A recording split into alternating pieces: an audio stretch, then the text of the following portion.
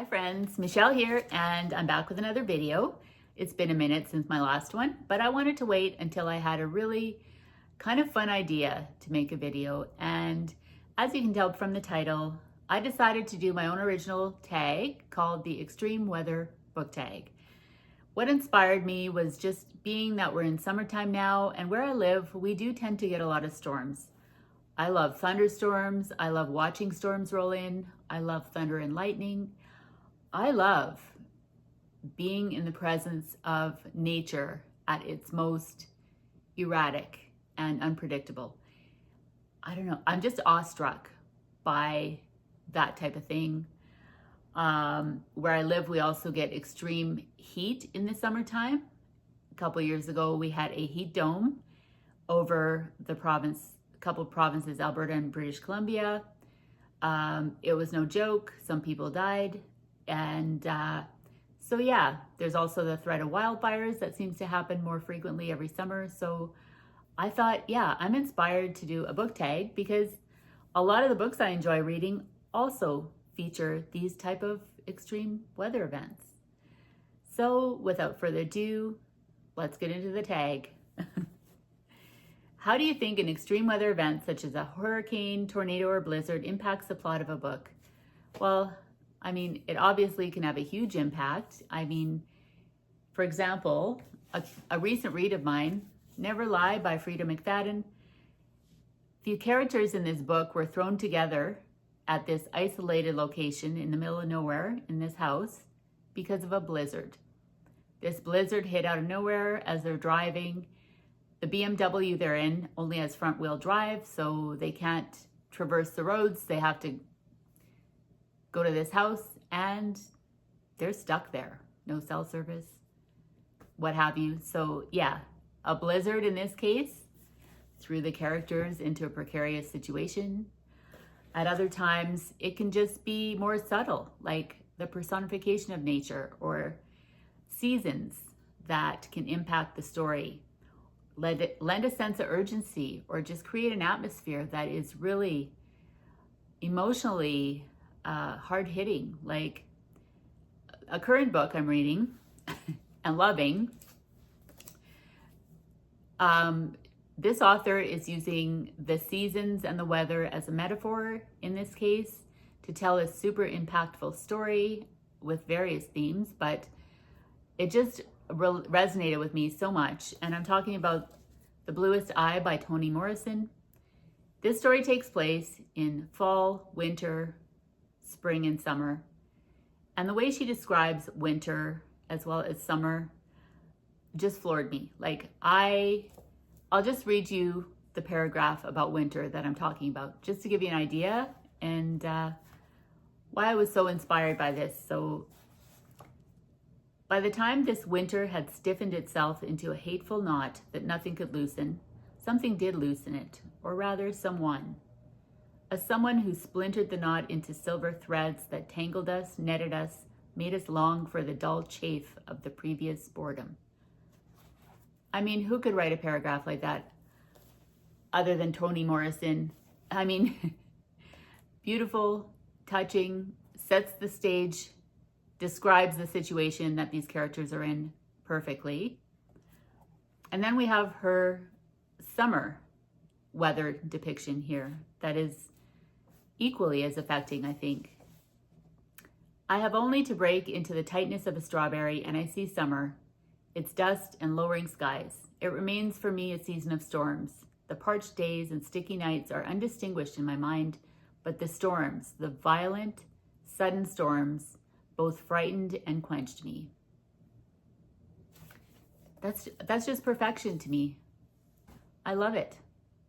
So yeah, just a couple examples of, how an author can use the weather in a story. Number 2, a book you've enjoyed where some type of natural disaster or storm played a role in the story. Well, where is it? I have this book that I read last year that has stuck with me ever since, and it's a natural disaster that sets the story in motion. The book is Birnam Wood by Eleanor Catton.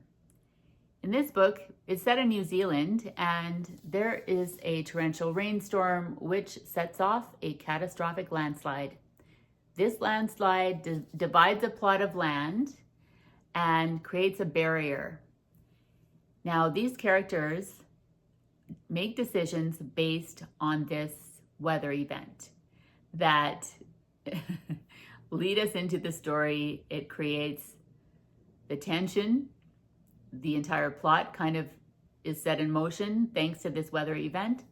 And if you haven't read this book, I highly recommend it. I absolutely loved this book. Next prompt here, number 3. Have you ever experienced a weather event that had a lasting impact on you or created a memorable time in your life? Yes. July 31st, 1987. We're all living here, minding our own business. You know, back then there was no such thing as early weather detection systems or radar, no Doppler radar in place. You know, people relied on their eyes looking up at the sky to tell what the weather was going to do. It was a hot Friday afternoon and, you know, typical summer in Alberta, but that day I left work early. It was a Friday, and I was struck by how humid, and not only hot, but how humid it was. Here in the prairies, we very rarely experience that kind of humidity. And, you know, I remember walking outside and seeing these ominous grayish, green, black clouds and this heaviness, this weight kind of engulfing the whole sky. There were no birds chirping. It was perfectly still. It was weird. I've never experienced any kind of weather like that before or since. And what happened was a F4 tornado touched down, ripped around through the city, left a death toll of 27 people. Hundreds were injured, billions of dollars in damages, and, you know, one of the worst natural disasters in Canadian history. And yeah, it's just a day I will never forget. Every single July 31st, I'm right back there as if it happened yesterday, and my heart goes out to the victims' families and survivors who, you know, were traumatized or still feeling the loss of that day. It was incredible. Something, you know, that stays with you and that you never forget. Here, ever since, it's known as the Black Friday tornado, and yeah, that was an extreme weather event that I was extraordinarily lucky to have come through unscathed and tell the story. Number 4, what is your favorite type of book to curl up with while a storm is raging outside? Do you prefer a romance, a thriller, a mystery, maybe a memoir or nonfiction book? My go-to book is anything that just grips me. Like, I love a multiple point of view, a big saga, a long back and forth in time kind of story. Let's see. I don't know. I also love a really gripping thriller. One book that I found really, really creepy and engrossing, and one that I would love to read if a storm was raging outside, would be The Devil's Footprints by Amanda Stevens. I'll just read you the blurb on the back to give you an idea. This book is chilling, and yeah, it's winter landscape that sets the scene of this one. So I'll just read you this. In 1922, a farmer in Adamant, Arkansas, awakes to a noise on his roof and finds his snow-blanketed yard marked with thousands of cloven footprints. The prints vanish with the melting snow, only to reappear 70 years later near the gruesome killing of Rachel DeLune.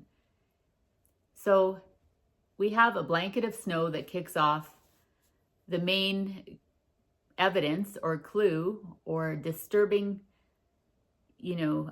footprints in this story that kicks off the murder mystery.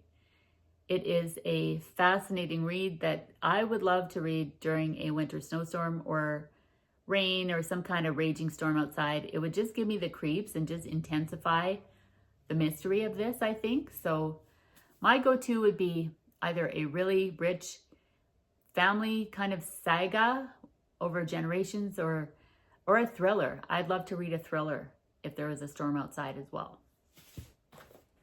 Next prompt. Name a book character you've enjoyed who had to overcome or withstand some kind of weather-related difficulty. Well, for me, I have to go with not only one of my favorite books of all time, one of my favorite book characters of all time, Norma Joyce in A Student of Weather by Elizabeth Hay. This is set during the 1930s Dust Bowl, which engulfed much of North America. People were faced with everyday living was, a matter of survival. The drought was so extreme, nothing would grow. And there were these massive dust storms that blanketed everything in dust, choking dust. I cannot even imagine. The way it's described in here is like, I could taste the grit in my mouth as I was reading it. People had to put wet blankets over their windows and doors to try and keep the dust out of their homes. And yeah, along with everything else that was happening during this time, the weather situation, the drought, the dust storms just elevated the drama to the next level. So Norma Joyce, the little girl that we follow in this book into her adulthood, has to survive multiple difficult things, not the least of which is the drought as well as the dust storms, Dust Bowl living on the prairies at this time. And yeah, one of the best books I've ever read, to be honest. All right, next prompt. If you were told to evacuate your home, let's say because of a wildfire or a hurricane or something of that nature, which 3 books do you take in your go bag and why? For me, the why I would choose these books is because they're all long. I haven't read them yet. And so because they're such long books, they would keep me entertained for the duration of my evacuation or until the order was lifted and I could come back home. And those 3 books are The Little Friend by Donna Tartt. I love Donna Tartt. I have not read this book yet. It appears that it is very dense. I find her writing really dense, so it takes me a while to get through it just because each sentence is so impactful. Like, there are no wasted words in her writing. She just gives you so much information in each single paragraph. So it would take me a while to read this.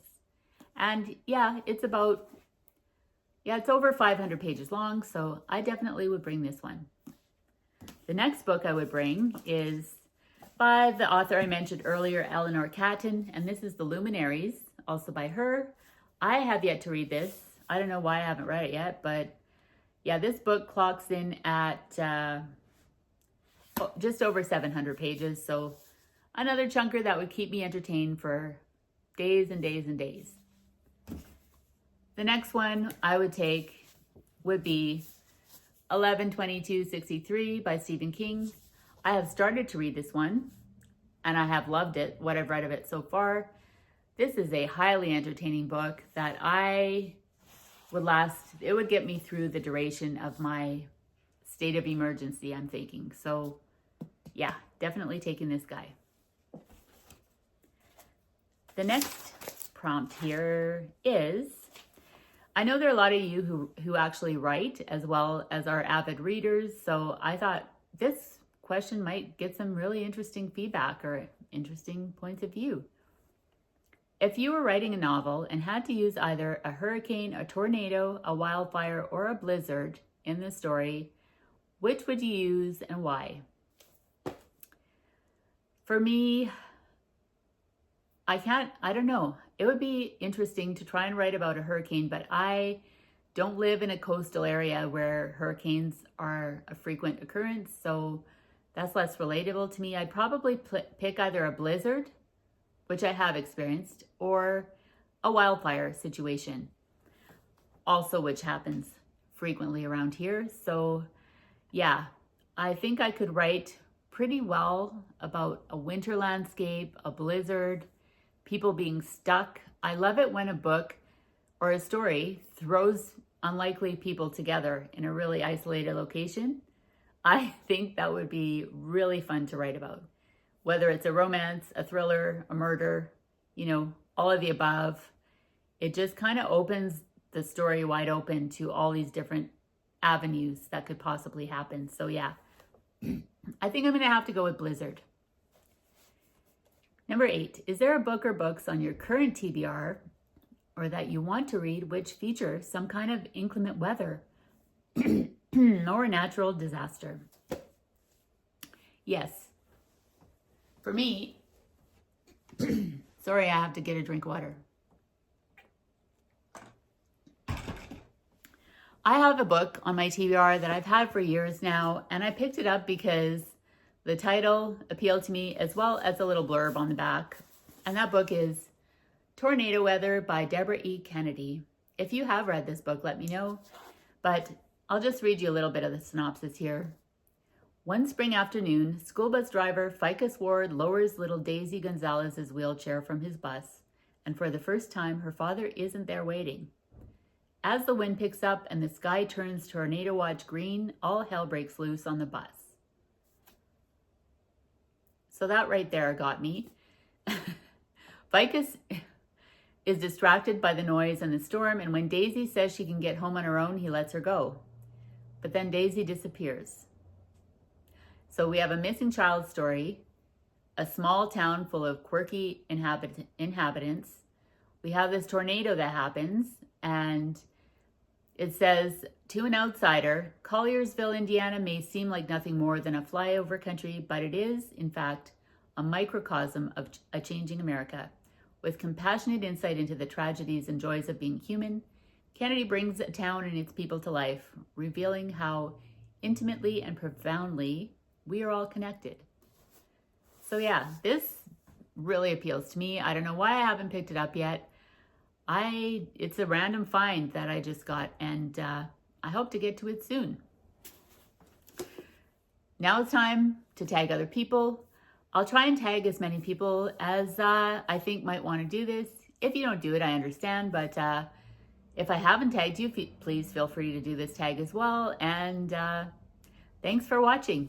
I hope you enjoy the extreme weather book tag, and I'll see you in the next video. Bye.